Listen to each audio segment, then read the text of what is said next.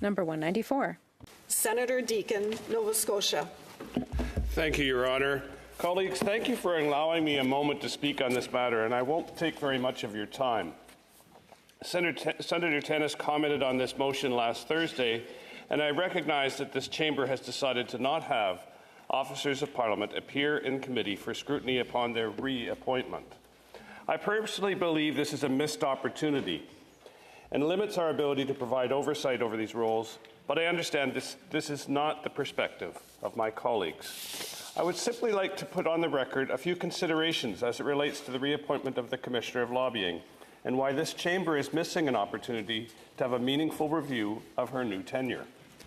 This indeed applies to all appointments or reappointments of agents of Parliament.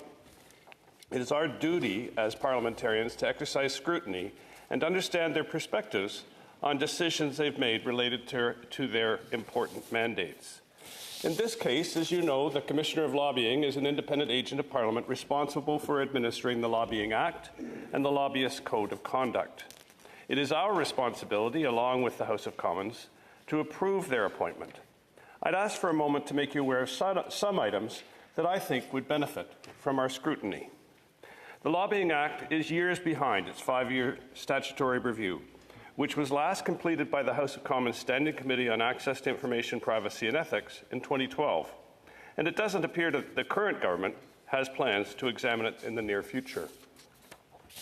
The Commissioner herself has stated ad FE in the House of Commons on April 16, 2024, that most of the current, and I quote, regime's identified deficiencies can only be addressed through legislative amendments, unquote. Last year, the Office of the Commissioner consulted with registered lobbyists on updates to the Lobbyist Code of Conduct and updated the document. The Commissioner has garnered a strong reputation of engaging consultations with various stakeholders.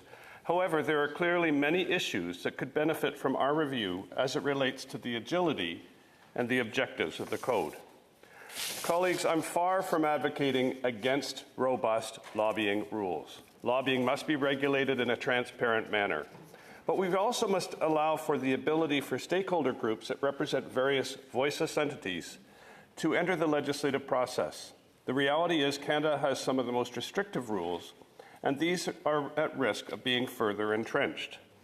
My worry is that the existing practices of this Officer of Parliament and the lack of legislative review may limit the ability of members of partisan caucuses from receiving different views on policy matters, particularly those that are contrary to their party's partisan position.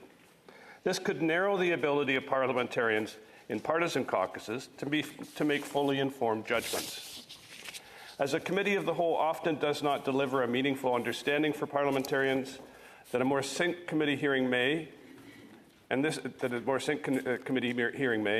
this is why I requested that this be up for consideration for future appointments or reappointments. Thank you, honourable colleagues, for your consideration of my position.